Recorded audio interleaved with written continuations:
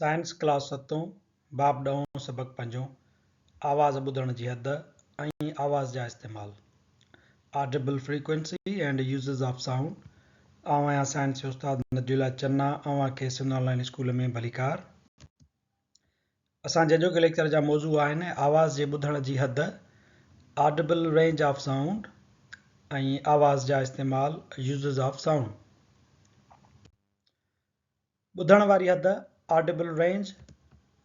असांजो कनु हिकु ख़ासि हद ताईं आवाज़ ॿुधण जे अहल आहे, जंहिंखे असीं ॿुधण वारी हद चऊं था। असीं इन हद खां मथे या हेठि वारा आवाज़ ॿुधी न आहियूं सघंदा। आवाज़ खे हर्ट्ज़ में मापबो आहे। असांजी जेका ॿुधण वारी हद आहे उहा आहे 20 हर्ट्ज़ खां 20,000 हर्ट्ज़ ताईं।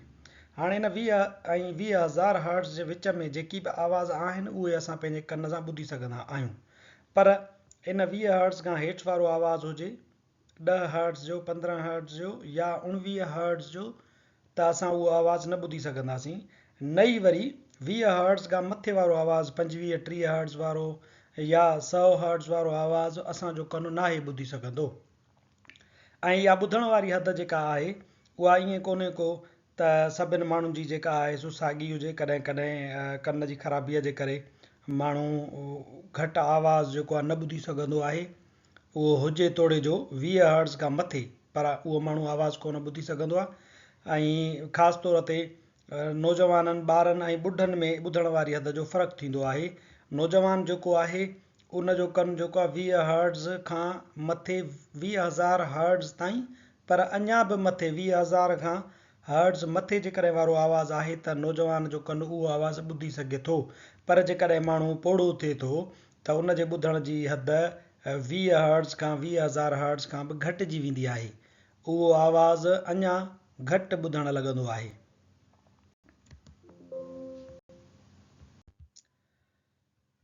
आवाज़ ॿुधण जी रेंज जेका आहे 20 खां 20,000 ताईं। के जेको आहे उहो किलो खे ज़ाहिर करे थी। किलो यानी 1000, सो 20 किलो हर्ट्ज़ यानी 20,000 हर्ट्ज़। 20 ऐं 20,000 हर्ट्ज़ जे विच वारी जेका फ्रीक्वेंसी आहे उनखे असीं सॾूं था ऑडिबल फ्रीक्वेंसी, यानी अहिड़ी फ्रीक्वेंसी या अहिड़ी फ्रीक्वेंसी वारो आवाज़ जेको माण्हू ॿुधी सघनि था। पर 20 हर्ट्ज़ खां जेको घटि वारो आवाज़ आहे 0 ताईं, उनखे असां इंफ्रासाउंड सॾींदा आहियूं।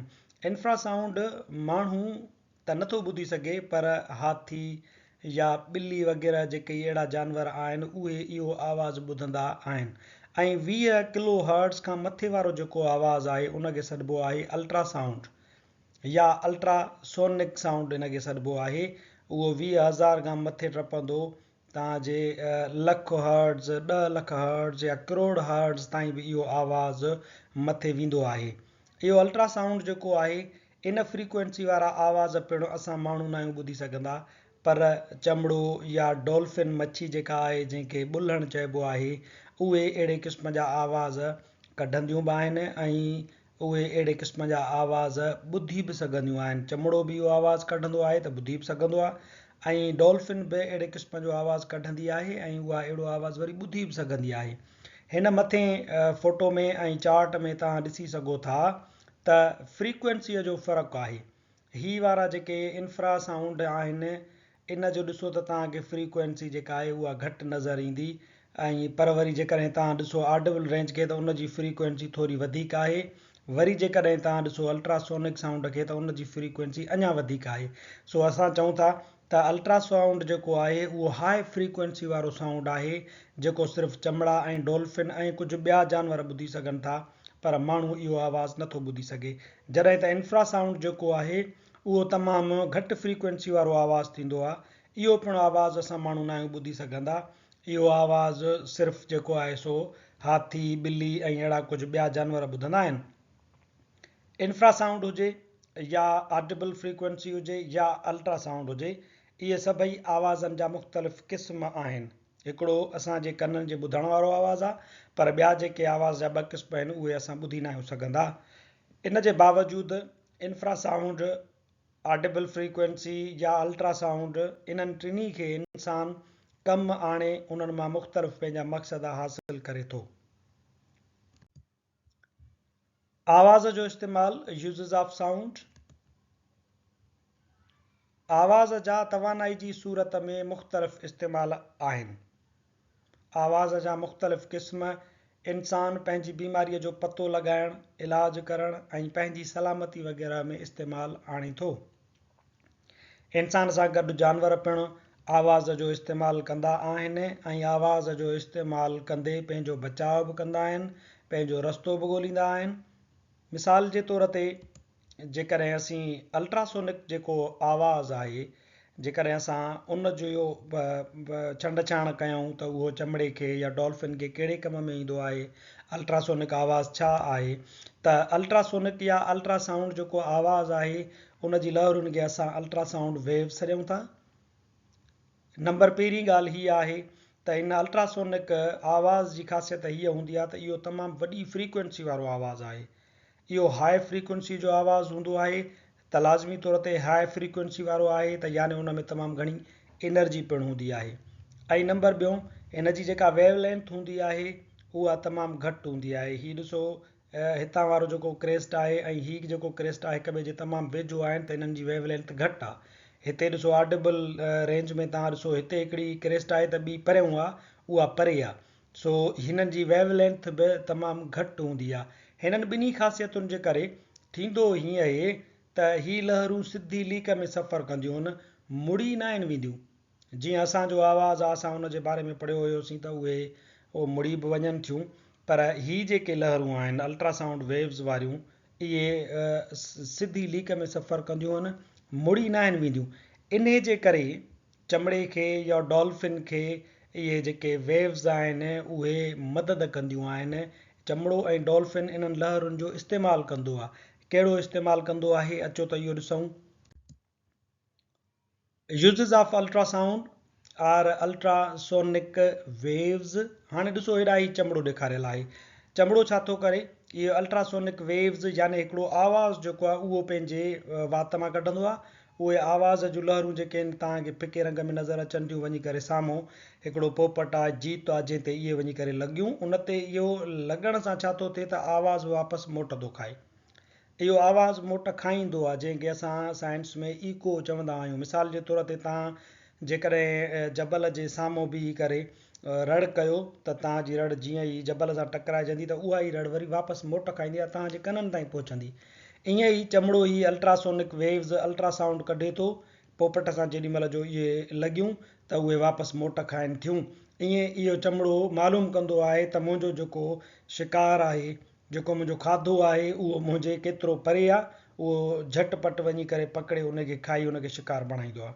न रुॻो पंहिंजो शिकार ॻोल्हण लाइ, पर चमड़ो जेको आहे सो ईअं पंहिंजो रस्तो पिणु मालूम कंदो आहे। राति जे वक़्तु जेॾी महिल जो हू ऊंदाही जॻहियुनि में, गारुनि में जॾहिं घुमंदो आहे त हू हिकिड़ी रड़ कंदो आहे ऐं साम्हूं जेॾी महिल जो इहे वेव्स वञी भित ते लॻंदियूं आहिनि त तकड़ियूं वरी मोट खाई ईंदियूं आहिनि। तमामु घणी एनर्जी वारियूं आहिनि, सफ़र बि तकिड़ो कंदियूं आहिनि। तंहिंजे करे जीअं ई मोट खाई चमड़े जे कन ताईं पहुचंदियूं आहिनि त चमड़ो भित खां अॻु पंहिंजो वरी तरफ़ बदिलाए वेंदो आहे, ॿिए पासे उॾी वेंदो आहे। ईअं ई इहे लहरूं जेके आहिनि डॉल्फिन जूं बि मदद कंदियूं आहिनि। डॉल्फिन बि पंहिंजे वात मां जेके लहरूं उहो आवाज़ु कढंदी आहे त उहो मच्छियुनि खे लॻी, नंढनि मच्छियुनि खे लॻी हिन ॾांहुं वापसि मोटंदो आहे ऐं पोइ डॉल्फिन या ॿुल्हण सम्झी वेंदी आहे त कुझु शयूं जेके चुरपुर कनि थियूं पियूं उहे नंढियूं शयूं, उहो खाधो आहे मुंहिंजो, ऐं उहा उन्हनि ताईं पहुची उन्हनि खे पंहिंजो शिकार बणाईंदी आहे। ईअं ई वरी हिकिड़ो आबदोज़ जेको आहे इंसाननि ठाहियो आहे। इहो आबदोज़ पिणु अल्ट्रासाउंड वेव्स जे उसूल ते कमु कंदो आहे। जीअं चमड़ो ऐं डॉल्फिन कमु कंदी आहे, ईअं ई इहो आबदोज़ कमु कंदो आहे। हुन मां इहे वेव्स निकिरंदियूं आहिनि, उहे जेकॾहिं किनारे सां टकराइजी वियूं या इहे जेकॾहिं वञी करे पथर सां कंहिं वॾे सां टकराइजी वियूं त उते ई मोट खाईंदियूं ऐं जहाज़ जे अंदरि लॻल सेंसर इन्हनि वेव्स खे महसूसु कंदो ऐं अंदरि जेको जहाज़ खे हलाए थो पियो उनखे ॿुधाईंदो त साम्हूं को वॾो पथर आहे या को किनारो आहे, तंहिंजे करे उहो उते जहाज़ खे ॿिए पासे ॾे मोड़े जहाज़ जो बचाउ कंदो आहे। न रुॻो एतिरो, पर अल्ट्रासोनिक जेके वेव्स आहिनि उन्हनि जो असांजो जेको जेकॾहिं धकु लॻे थो, का हॾी बची पवे थी त डॉक्टर अल्ट्रासोनिक वेव्स जे ज़रिए उहो मालूम कंदा आहिनि त हॾी किथां टुटल आहे या नाहे। ऐं तव्हां त अल्ट्रासाउंड हिकिड़ो मशहूरु लफ़्ज़ु आहे, ॿुधो हूंदो त माउ जे पेट में जेको ॿारु हूंदो आहे उन जी जांच करण जे लाइ पिणु अल्ट्रासाउंड करायो वेंदो आहे त अंदरि जेको आहे सो माउ जे पेट में को ॿियो जिस्म आहे के ॿिया हॾा आहिनि, उन्हनि हॾनि जी रीडिंग, उन्हनि हॾनि जी सुञाणप इहो अल्ट्रासाउंड कंदो आहे, जंहिंजो पोइ वरी स्क्रीन ते असांखे नक्शो मिलंदो आहे ऐं डॉक्टर उहे वरी लिखी ऐं असांखे ॾींदा आहिनि। अल्ट्रासाउंड खां अलावा जेको ऑडिबल रेंज आहे, आवाज़ जी ॿुधण वारी जेका हद आहे उहा, ऐं ॿियो जेको आहे सो इंफ्रारेड साउंड आहे, उन्हनि जूं बि एप्लीकेशन्स आहिनि, उन्हनि जा बि इस्तेमालु आहिनि। ईअं ई आवाज़ जा ॿिया पिणु इस्तेमालु थियनि था। असांजे किताब में तक़रीबन 8 जेके आहिनि सो मुख़्तलिफ़ शयूं ऐं उन्हनि जे आवाज़नि जा इस्तेमालु ॾिनल आहिनि। मिसाल जे तौर ते अलिफ़ में ॾिनल आहे घर वारी घंटी। घर वारी घंटीअ जो आवाज़ु ॿुधाए थो त दरवाज़े जे ॿिए पासे को माण्हू मौजूदु आहे। असां जो घर जी घंटीअ जो आवाज़ु हिकिड़ो मख़सूसु रखाईंदा आहियूं, उहा जीअं ई वॼंदी आहे त असां दरवाज़े ते पहुचंदा आहियूं त को माण्हू दरवाज़े ते बीठो आहे। शिकिल 10.11 में जेका बे जी ॾिनल आहे उहा आहे घर जी सलामती वारी घंटी। घर जी सलामती वारी घंटीअ जो आवाज़ु उन में रहंदड़नि खे कंहिं ख़तरे खां आगाह कंदो आहे। उहा घंटी कंहिं सेंसर सां, कंहिं कैमरा सां ॻंढियल हूंदी आहे, या उन में सेंसर लॻल हूंदो आहे। को माण्हू राति जे वक़्तु अची करे जेकॾहिं बीह थो रहे, किथां भित तां टपण जी कोशिशि थो करे, त कैमरा जी अखि में जीअं उहो ॾिसण में ईंदो त घंटी जेका आहे उहा अलार्म ॾींदी, या वरी इन जा जेके सेंसर आहिनि उहे महसूसु करे वठंदा अहिड़े क़िस्म जी चुरपुर जेका चोरी वारी आहे, जेका ख़तरे वारी आहे, त हिन जो अलार्म शुरू थी वेंदो आहे ऐं माण्हू सुजाॻ थी पवंदा आहिनि। जीम में ॾिनल आहे धुएं खां आगाह कंदड़ औज़ार। धुएं खां आगाह कंदड़ औज़ार असांजो ध्यानु धुएं वारे ज़रिए ॾांहुं छिकाईंदो आहे। हीअ बि असांजी सलामती ऐं हिफ़ाज़त लाइ हूंदो आहे। हीअ वॾियुनि इमारतुनि में या घरनि में लॻल हूंदो आहे।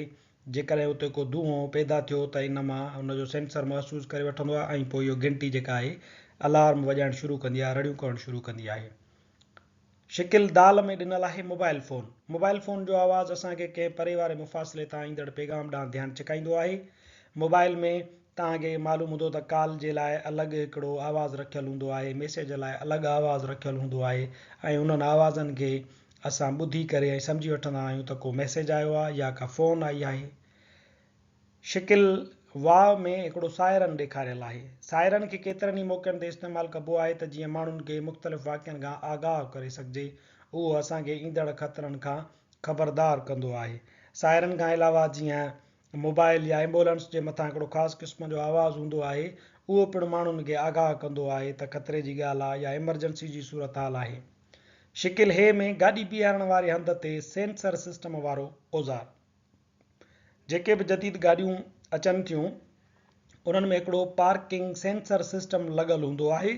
अंदरि कैमरा ते जेको ड्राइवर वेठो हूंदो आहे उहो उन कैमरा खे ॾिसंदो आहे ऐं उनखे हिकिड़े क़िस्म जो खाको ॿाहिरीं तस्वीर जेका आहे उहो कार जे अंदरि तस्वीर ते ईंदी आहे।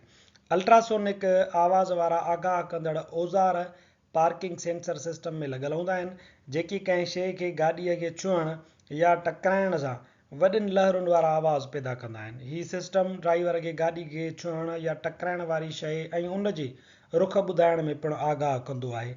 असीं ॻाल्हि कईसीं त इहो रुख ॿुधाइण में मदद कंदो आहे, पर इन सां गॾोगॾु तव्हां ॾिठो हूंदो त जेकॾहिं को ॿारु कंहिंजी बीठल गाॾी खे हथु लाहींदो आहे या हरकत कंदो आहे त गाॾीअ मां रड़ियूं निकिरणु शुरू थी वेंदियूं आहिनि, आवाज़ु निकिरंदो आहे। उहो अलार्म ड्राइवर खे या गाॾी जे मालिक खे आगाह कंदो आहे त तव्हांजी गाॾीअ खे केरु छुए थो या हरकत करे थो।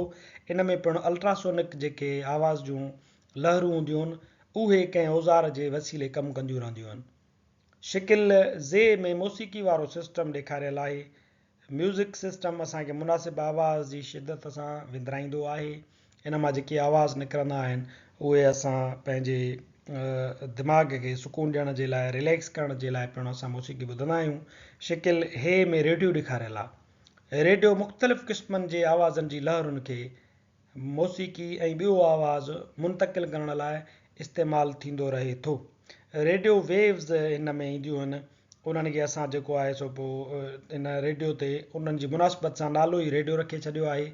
हीअ जेको औज़ार आहे रेडियो जेका इहा हिकिड़े क़िस्म जी तव्हां हिनखे मशीन सम्झो, उहो मुख़्तलिफ़ क़िस्मनि जे आवाज़ जी लहरुनि खे पियो मुंतक़िल कंदो आहे। हेॾां जेके मथां उन ॾे सैटेलाइट ॾांहुं लहरूं ईंदियूं आहिनि उहे ॿियूं हूंदियूं आहिनि, पर हिन जे अंदरि लॻल औज़ार उन्हनि खे वरी तब्दील करे आवाज़ में मटाए माण्हूअ जे कननि ताईं पहुचाईंदा आहिनि। असांजो जेको लेक्चर हिते पुॼाणी ते पहुचे थो। वधीक वीडियोज़ लाइ ॾिसंदा रहो सिंध ऑनलाइन स्कूल।